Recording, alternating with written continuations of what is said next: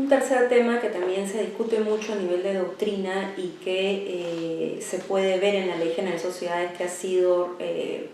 digamos, regulado de una manera mínima, es el tema de la reorganización simple, ¿no? Si ustedes revisan la Ley General de Sociedades,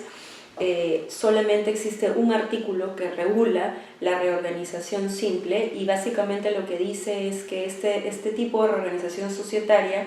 implica que una sociedad segrega uno o más bloques patrimoniales y los aporta a otra sociedad, recibiendo a cambio acciones o participaciones según sea el tipo societario al cual está el que está recibiendo, digamos, el bloque patrimonial de la otra sociedad, ¿no? Considero que esta regulación podría ser mejorada, podría ser complementada, pues quedan algunos aspectos de este tipo de reorganización societaria que no han sido adecuadamente regulados. Si se revisa este articulado, en realidad lo único que se dice es se trata de alguna manera este tipo de organización societaria como un aporte de capital, como un mero aumento de capital mediante un aporte que generaría que la sociedad receptora de estos bloques patrimoniales incremente su capital social, emita acciones a favor de la sociedad que transfiere el bloque patrimonial, y en realidad esto no se va a dar en todos los casos de reorganización simple, pues debe considerarse, por ejemplo, que un bloque patrimonial, siguiendo un poco la definición de bloque patrimonial que establece la Ley General de Sociedades para lo que es escisión, pues no está regulado para lo que es reorganización simple. Un bloque patrimonial puede ser un conjunto, uno o un conjunto de activos, puede estar formado también por activos y pasivos o por el denominado fondo empresarial, que no tiene una definición en la ley. Entonces, cuando hablamos de un bloque patrimonial, el valor neto de este bloque patrimonial no necesariamente va a ser siempre positivo, ¿no? Podría también ser un bloque patrimonial negativo, por ejemplo, en el caso de que esté conformado por pasivos y activos y los pasivos sean mayores a los activos. En ese caso no va a tratarse pues de una reorganización societaria que sea muy parecida a un aporte de capital, porque definitivamente la sociedad receptora no va a poder aumentar su capital social y emitir acciones como consecuencia de dicho aumento. En ese caso, además, podría establecerse que hay un perjuicio para los acreedores, en cuyo caso debiera permitirse que ante una reorganización societaria como una reorganización simple, los acreedores puedan ejercer su derecho de oposición, cosa que actualmente, de acuerdo a la legislación actual, en la reorganización simple no está regulado el derecho de oposición para los acreedores. Además, podría evaluarse también si en el caso de la reorganización simple se le pudiera también otorgar el derecho a los accionistas para ejercer el derecho de separación,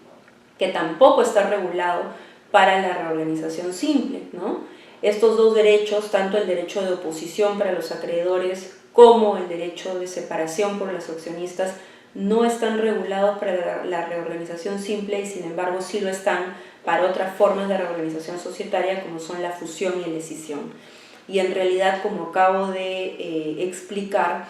hay situaciones dentro de la reorganización simple que no debieran tratarse como un mero aporte de capital, sino que debiera tener otro tipo de regulación y prever también las consecuencias de dicha regulación, como podría ser el otorgamiento del derecho de oposición a los acreedores y eventualmente también el derecho de separación a los accionistas. El cuarto y último tema al que me quiero referir es al del derecho de separación de los accionistas, que está regulado en el artículo 200 de la Ley General de Sociedades, que establece claramente que ante la adopción de determinados acuerdos que impliquen una modificación del estatuto social, los accionistas pueden ejercer su derecho de separación si consideran que se han vulnerado sus derechos. Este es un derecho que se otorga a los accionistas, sobre todo a los accionistas minoritarios, pues la adopción de acuerdos normalmente se toma por mayoría, ¿no? Entonces, ante algunos acuerdos que puedan ser tomados por la mayoría y que puedan implicar una vulneración de derechos para el accionista minoritario, este tiene la posibilidad de ejercer el derecho de separación y hacer que la sociedad le compre sus acciones, ¿no? Uno de estos supuestos en virtud de los cuales un accionista puede ejercer el derecho de separación es, por ejemplo, cuando hay un cambio en el objeto social,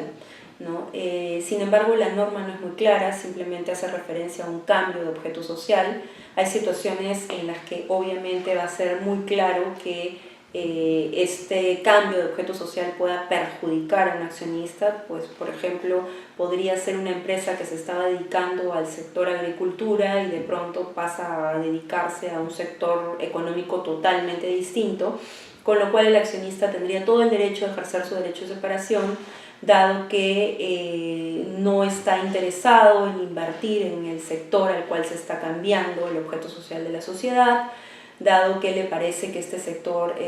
es muy riesgoso, dado que puede indicar que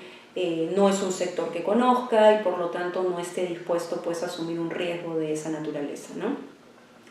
Pero se presentan situaciones en las cuales el cambio de objeto social no necesariamente es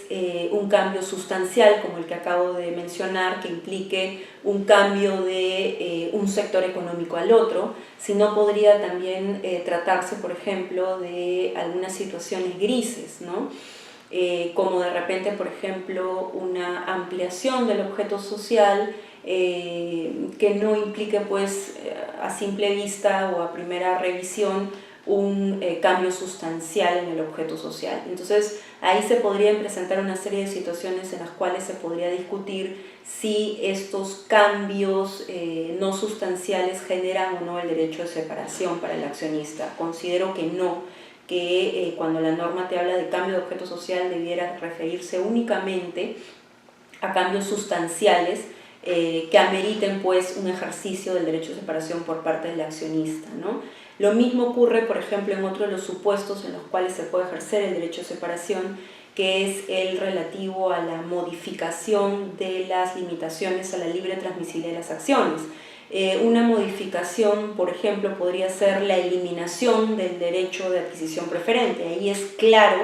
que estás haciendo una modificación sustancial. Sin embargo, también se podrían presentar situaciones grises, como por ejemplo cambios en el mero procedimiento para el ejercicio del derecho de adquisición preferente, que no necesariamente deberían de gatillar el derecho de separación por parte del accionista, ¿no? Entonces todas estas situaciones debieran ser aclaradas en una ley general de sociedades nueva que está haciendo materia de revisión. Y otro tema también relacionado al derecho de separación es muchas veces se discute a nivel doctrinario si es posible ejercer el derecho de separación de manera parcial o si el ejercicio debe ser de manera total, dado que implica la separación, retiro definitivo del accionista, ¿no? Se discute mucho esto a la luz de los accionistas que pudieran tener diferentes clases de acciones, ya sea creadas a nivel del estatuto, o de repente, por ejemplo, acciones con derecho a voto o acciones sin derecho a voto, y que se pudiera ejercer el derecho de separación solamente respecto a un tipo o una clase de acciones concretas, ¿no? Eso también debiera ser aclarado en el sentido de que, pienso yo, el derecho de separación debiera ser más bien un ejercicio que solamente pueda ser ejercido de manera total y que implique la extinción de la calidad de accionista de una persona, ¿no? Finalmente, otro tema en relación al derecho de separación que también debería de ser precisado, mejorado en su regulación actual, es el tema de lo que ocurre cuando un accionista ejerce el derecho de separación. La sociedad tiene que adquirir sus acciones, por ejemplo, con cargo al capital social, y ello también gatilla el derecho de oposición de los acreedores. Entonces, al poderse presentar el ejercicio del derecho de oposición de los acreedores, ello podría de alguna manera suspender, paralizar el derecho de separación del accionista, ¿no? Si bien hay soluciones prácticas pues, para solucionar estos impases, como por ejemplo podría ser garantizar adecuadamente la deuda de los acreedores o pagarla incluso si fuera un monto mínimo, en la práctica podría solucionarse de esa manera, pero sí debiera haber una regulación que de alguna manera prevea determinadas reglas para la solución de estos impases, ¿no?